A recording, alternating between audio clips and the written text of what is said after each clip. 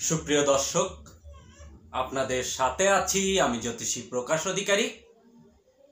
আজ আপনাদের জন্য যে অনুষ্ঠানটির আয়োজন করেছি তার শিরোনাম বিয়ের পরে অর্থ সম্পদ বৃদ্ধি পাবে নাকি কমে যাবে, হাতের রেখা দেখে জানুন। সুপ্রিয় দর্শক, আমাদের সমাজে দেখা যায় বহু মানুষেরই বিবাহের পরে তারা অর্থ সম্পদ গড়বার একটি উন্নত সিঁড়ি অর্থাৎ সোপান পেয়ে যায়, অর্থাৎ বিয়ের পরে তাদের উন্নতি ত্বরান্বিত হয়। আবার অনেক জাতক জাতিকা রয়েছে যাদের বিবাহের পরে অর্থনৈতিক অবস্থানে ধস নামে, অর্থাৎ অর্থনৈতিক অবস্থানটি খারাপ হতে শুরু করে। তো মানুষের হাতের সেই বিষয়ে কিছু সংকেত বা কিছু চিহ্ন কিন্তু লুকিয়ে থাকে, লুকায়িত থাকে। আর একজন অ্যাস্ট্রোলজার সেই সংকেতগুলো থেকে কিন্তু বিচার করে থাকে বিবাহের পরে তার ভাগ্যের প্রসার কেমন ঘটবে। ভিডিওটি না টেনে পুরোপুরি জানতে পুরো ভিডিওটি দেখুন এবং পরিপূর্ণ ধারণা অর্জন করুন। সেই সাথে যারা আমার চ্যানেলটিতে নতুন, এখনও সাবস্ক্রাইব করেননি, তারা অনুগ্রহপূর্বক আমার চ্যানেলটি সাবস্ক্রাইব করুন এবং পাশে রাখার বেলটি প্রেস করে অল সিলেক্ট করে পরের ভিডিওর নোটিফিকেশন পেতে আমার সাথেই থাকুন। কথা দীর্ঘায়িত না করে চলুন আমরা ফিরে যাই আমাদের মূল আলোচনায়। আমাদের আজকের আলোচনার শিরোনাম বিবাহের পরে ভাগ্য উন্নতি ঘটবে নাকি অবনতি ঘটবে, অর্থাৎ অর্থ সম্পদ কমে যাবে নাকি বৃদ্ধি পাবে। দর্শক, বরাবরের মতো আমরা প্রথমে হাতের প্রধান রেখাগুলো সম্পর্কে ধারণা নিয়ে নেব। হাতের এই রেখাটিকে বলে আয়ু রেখা বা লাইফ লাইন। এই রেখাটিকে বলে মস্তিষ্ক রেখা, শিরোরেখা বা ব্রেন লাইন। হাতের এই রেখাটিকে বলে হৃদয় রেখা বা হার্ট লাইন। আর হাতের এই রেখাটিকে বলে ভাগ্য রেখা বা ফেট লাইন। এই যে চারটি প্রধান রেখা রয়েছে হাতে, এই চারটি প্রধান রেখা সম্পর্কে আপনারা যারা ইউটিউবে অ্যাস্ট্রোলজি সংক্রান্ত, জ্যোতিষ সংক্রান্ত ভিডিও দেখে থাকেন, তারা প্রায় প্রত্যেকেই এই যে চারটি প্রধান রেখা সম্পর্কে অবগত রয়েছেন। অর্থাৎ এই চারটি প্রধান রেখা কিন্তু বেশিরভাগ মানুষের ক্ষেত্রেই লক্ষ্য করা যায়, বেশিরভাগ মানুষের ক্ষেত্রেই। তো আমাদের আজকের আলোচনার বিষয়টা হচ্ছে বিবাহের পরে ভাগ্য উন্নতি নাকি অবনতি। তো এর জন্য আমরা প্রথমে দেখব বিবাহ রেখার স্থানটা। তো হাতের বিবাহ রেখা কোন স্থানে থাকে সেটি আগে জানতে হবে। এই যে কনিষ্ঠ আঙ্গুল, এই আঙ্গুলের নিচের থেকে অর্থাৎ এই পজিশন থেকে হৃদয় রেখা অবধি যে স্থানটুকু, এই স্থানটুকুকে বলে বুধের মাউন্ট। তো এই বুধের মাউন্টে থাকে বিবাহ রেখা।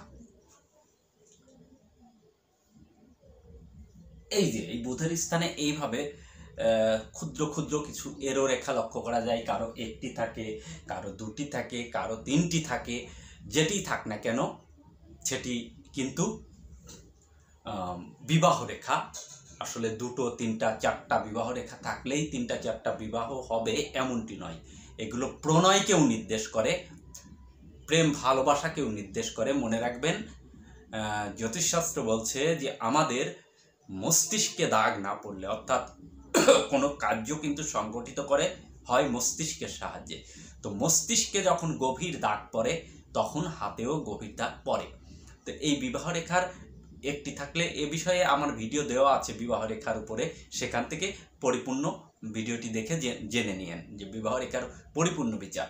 তো আমরা আজকে অত দূরে যাব না, আমরা আজকে বিবাহের পরে উন্নতি না অবনতি সেই বিষয়টা দেখব। তো এই যে বিবাহ রেখা, এই বিবাহ রেখা যদি এই লেভেলে আসে, দেখুন এই যে হাতের একটি স্থান, এটি রবির স্থান, রবির আঙ্গুল, অর্থাৎ হাতের এই যে অংশটুকু, এই অংশটুকু কিন্তু রবির মাউন্ট, অর্থাৎ কনিষ্ঠ আঙ্গুল আর অনামিকা আঙ্গুলের মাঝ থেকে হৃদয় রেখা পর্যন্ত একটি রেখা টানুন, আর অনামিকা আর মধ্যম আঙ্গুলের মাঝ থেকে হৃদয় রেখা পর্যন্ত একটি রেখা টানুন। মাঝের যে অংশটুকু, এইটুকু হচ্ছে রবির মাউন্ট।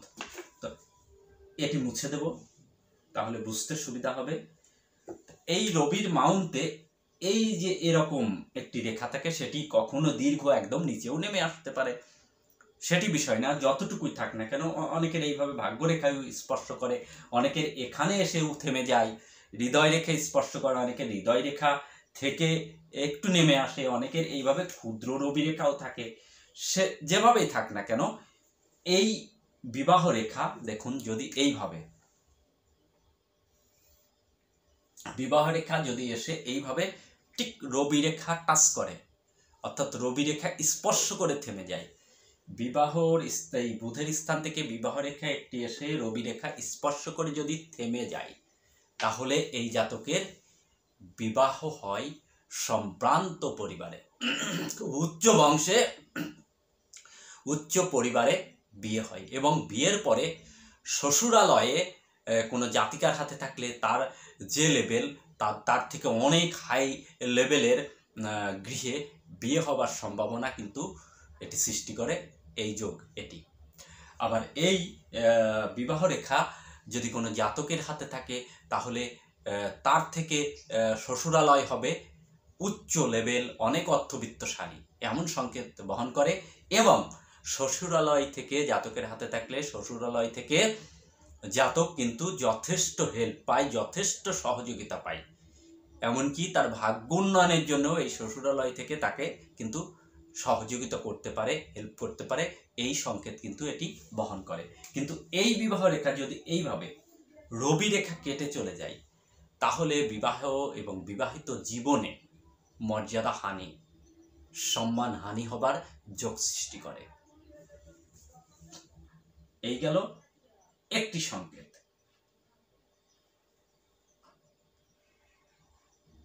দেখুন, এই যে বিবাহ রেখা পূর্বেই এঁকে রেখেছি,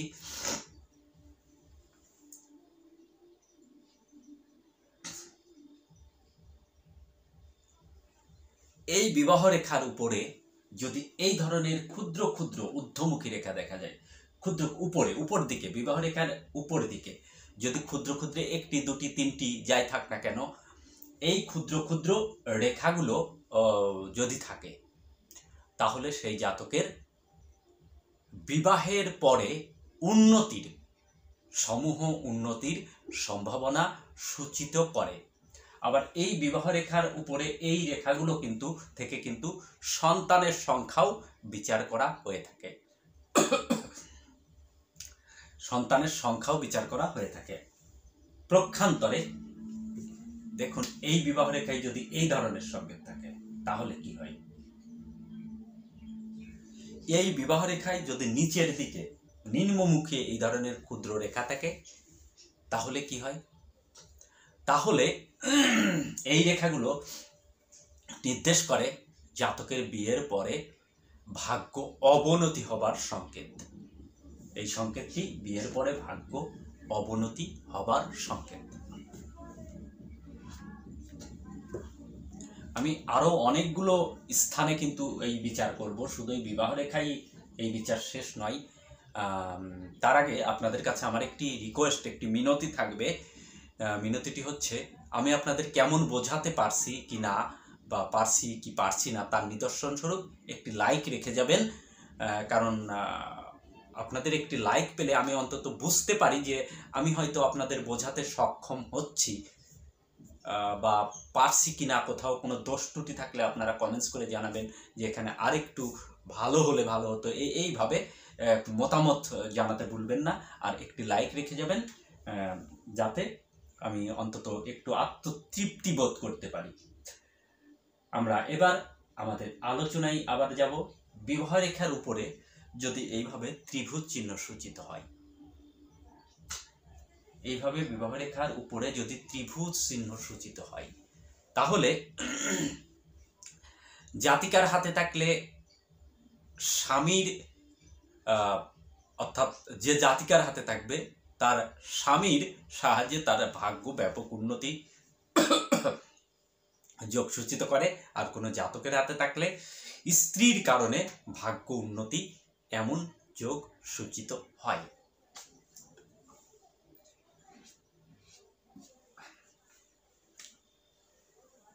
এই যে হাতের আঙ্গুল, এই আঙ্গুলটিকে বলে তর্জনী আঙ্গুল।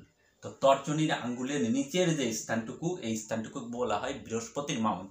অর্থাৎ মধ্যম আঙ্গুল আর তর্জনী আঙ্গুল থেকে এইভাবে একটি রেখা টানবেন মস্তিষ্ক রেখা পর্যন্ত। এই যে মাঝের অংশটুকু, এই অংশটুকু তর্জনী আঙ্গুল। বৃহস্পতি হচ্ছে বিবাহেরও কারক গ্রহ। প্রজাপতি ঋষি বলা হয় বৃহস্পতিকে। এই বৃহস্পতির স্থানে যদি এই সাইনটি থাকে, দেখুন এই যে ক্রস চিহ্ন, বৃহস্পতিতে এই ক্রস চিহ্নটি কিন্তু অতি শুভ চিহ্ন। কেমন শুভ চিহ্ন সেটি বিস্তারিত আলোচনা করব। এই ক্রস সাইন শুধুমাত্র বৃহস্পতির স্থানে এবং হৃদয় রেখা আর মস্তিষ্ক রেখার মাঝে ব্যতীত হাতের যেখানেই থাক না কেন সেখানেই কিন্তু অশুভ সংকেত বহন করে। এই ক্রস চিহ্নকে বজ্র চিহ্ন বলা হয়, বজ্র। তো এই ক্রস চিহ্ন বৃহস্পতির স্থানে ব্যতীত থাকলে সব জায়গায় অশুভ ফল দেয়। বৃহস্পতির স্থানে থাকলে কেমন শুভ ফল দেয়? বৃহস্পতির স্থানে যদি কোনো জাতক জাতিকার হাতে ক্রস সাইন থাকে বা বজ্র চিহ্ন থাকে, তাহলে সেই জাতক জাতিকা বিবাহিত জীবন সুখের সূচিত হয়। এবং এই বিবাহিত জীবন শুধু সুখেরই নয়, বিবাহের পরে এই জাতক জাতিকা তত্তরায় উঠতে থাকে, তাদের ভাগ্য তত্তরায় উইন করতে থাকে তারা বিবাহের পরবর্তীতে, পর থেকে। আবার এই সঙ্গে যদি হৃদয় রেখাটি অতি সুন্দর হয়, হৃদয় রেখাটি অতি সুন্দর হয়, অর্থাৎ এই হৃদয় রেখায় কোনো ক্রস সাইন, কোনো তিল চিহ্ন, হৃদয় রেখা থেকে কোনো নিম্নমুখী রেখা এইভাবে যদি না থাকে, এইভাবে কাটা কোনো চিহ্ন না থাকে, কোনো তিল চিহ্ন যদি না থাকে, তাহলে এই জাতক সঙ্গে শুক্রের স্থানটি যদি অত্যন্ত শুভ থাকে, এই যে শুক্রের এই স্থানটি যদি অনেক শুভ, অর্থাৎ একটু দীর্ঘ, একটু এইখানে জায়গাটা একটু বেশি, কোনো অশুভ চিহ্ন না থাকে, এই ধরনের শুক্রের প্রভাব রেখা থাকে, তাহলে এই জাতক কিন্তু জীবনে এই পৃথিবীতেই সে স্বর্গ রচনা করতে পারে। বিবাহিত জীবন তাদের এতটা সুখের হয় যে তারা পৃথিবীকেই স্বর্গ মনে হয়। আবার মনে করুন এই বিবাহ রেখার, এই যে আমি একটি বিবাহ রেখা আঁকলাম, এই বিবাহ রেখাটা মূলত কত বয়সে রয়েছে লক্ষ্য করুন। কোনো জাতকের হাতে বিবাহ রেখা থেকে বয়স নির্ণয় করতে হলে হৃদয় রেখা থেকে এই কনিষ্ঠাঙ্গুলের নিচে পর্যন্ত কোনো জাতকের হাতে 60 বছর ধরবেন, আর কোনো জাতিকার হাতে 50 বছর, এইভাবে বয়স নির্ণয় করতে হয়। দেখুন অনেকের হাতে, মানে আমি কিন্তু আপনাদের বলেছি যে আমি আপনাদের প্রশ্নের জবাব, কোনো কমেন্টস করলে তার উত্তর আমি কিন্তু প্রদান করি, আবার যাদের প্রশ্নটি দীর্ঘ হয় তাদের কমেন্টসের মাধ্যমে প্রদান করি। তো আজকের এই আলোচনাটুকুতে আমি একজনের কমেন্টসের উত্তর প্রদান করব। সেটি হচ্ছে, একজন আমাকে কমেন্টস করেছে যে আমার মায়ের হাতে বিবাহ রেখা নেই, তবুও সুখী দাম্পত্য জীবন কিন্তু তার। তো এই আলোকে আমি বলছি, আপনি যদি ভিডিওটা দেখে থাকেন তাহলে কমেন্টস করে জানাবেন প্লিজ। তো এই বিবাহ রেখা নেই তার মায়ের হাতে। আসলে দেখুন, উদাহরণ স্বরূপ তো কিছু বিষয় থেকেই যায়। উদাহরণ অনেক ক্ষেত্রেই দেখুন যে আমাদের যে চিকিৎসা, তো এখন চিকিৎসা বিজ্ঞান অনেক দূরে এগিয়ে গেছে, তবুও অনেক সময় ডাক্তার মহোদয়গণ সিমটম অনুযায়ী কিন্তু রোগ পায় না। কিন্তু আসলে একটি রোগ হয়েছে তার সিমটমের সাথে মিলছে না, এমনটি কিন্তু উদাহরণ কিন্তু 2-1টি থাকে। আসলে যেদিকে মেজর পার্সেন্ট 70, 80, 90% যেদিকে, সেটাকেই ধরে নেওয়া হয়। এই যে যখন কোনো মেডিসিন উৎপাদন হয়, সেই মেডিসিনটাই কি 100% অ্যান্টিবডি? 100% বলে তো কোনো কিছু নেই। 100% একমাত্র পরমেশ্বরই বলতে পারেন। 100%-এর নিশ্চয়তা দিতে পারেন একমাত্র সৃষ্টিকর্তা। একটা মেডিসিনও যখন 90, 80 বা 85, আমার ঠিক জানা নেই কত পার্সেন্ট হলে সেটাকে অনুমতি দেওয়া হয়, তবে এরকম 90, 95 এরকম হলে পরেই সেটাই সঠিক, সেটাই সঠিক। যেমন আমরা একজন মানুষকে কখন ভালো হিসেবে গণ্য করি, 10 জন লোকের মধ্যে যদি একজন মানুষ বা 2 জন মানুষ আপনাকে খারাপ বলে, আপনি খারাপ হিসেবে গণ্য হবেন না। 8 জন মানুষ যদি আপনাকে ভালো বলে, তাহলে আপনি ভালো মানুষ। আর যদি 8 জন ব্যক্তি আপনাকে খারাপ বলে, তাহলে আপনি খারাপ মানুষ। ঠিক তেমনি এরকম কিছু উদাহরণ কিন্তু থেকে যায়, সেটি উদাহরণই। যাই হোক, এই যে বয়সটি বের করলাম, এটি মূলত একজন জাতকের হাতে হলে 30 বছর। দেখুন, এই 30 বছরে বিবাহ যোগ। এবার আসুন, এই 30 বছরে যদি 30 বছরের পরে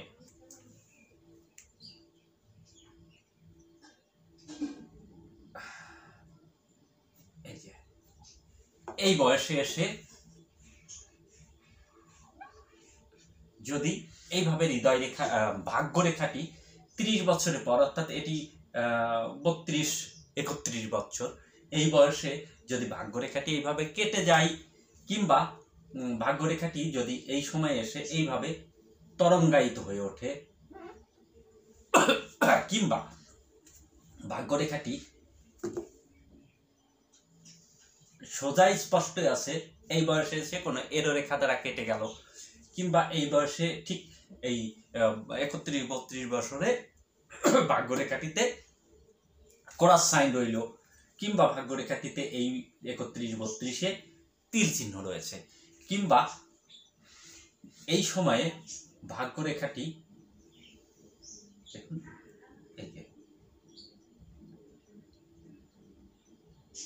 এইভাবে ভাগ্যরেখাটি অতি সূক্ষ্ম হয়ে গেছে, তাহলে কিন্তু এটিও, এই বিয়ে হচ্ছে 30 বছরে, আর 31-32 বছরে ভাগ্য পতনের একটি যোগ সূচিত করে। অর্থাৎ বিয়ের পরে তার ভাগ্যের কিন্তু একটি অশুভ, অর্থাৎ এটি কিন্তু ভাগ্যরেখা কিন্তু অশুভ হলে অর্থনৈতিক পরিধি দিকেই বেশি নির্দেশ করে, অর্থাৎ তার অর্থনৈতিক অবস্থাটা একটু দুর্বল হবে, এমন সংকেত কিন্তু বহন করছে। আবার এই ভাগ্যরেখাটি যে বয়সে এসে স্পষ্ট হয়েছে, সেই বয়স থেকে কিন্তু আবার তার ভাগ্যে ভালো সময় দেবে, এমন যোগ সূচিত হয় বা এমন সংকেত বহন করে। সুপ্রিয় দর্শক, আমার অনুষ্ঠানটি যদি আপনাদের ভালো লাগে, তাহলে অবশ্যই একটি লাইক প্রদান করবেন। আপনাদের একটি লাইক আমাকে ভিতর থেকে অনুপ্রাণিত করে, উৎসাহিত করে, উজ্জীবিত করে আরও ভালো ভালো বিষয়বস্তু নির্ভর জ্যোতিষশাস্ত্রের নিগূঢ়তম রহস্যগুলো আপনাদের সামনে উন্মোচিত করবার জন্য।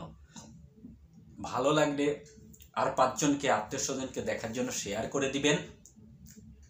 আপনাদের মতামত এবং প্রশ্ন কমেন্টসের মাধ্যমে জানাবেন, আমি উত্তর দেওয়ার সর্বাত্মক চেষ্টা করব। এতক্ষণ সাথে থাকার জন্য আপনাদের অসংখ্য ধন্যবাদ। দেখা হবে পরের কোনো এপিসোডে।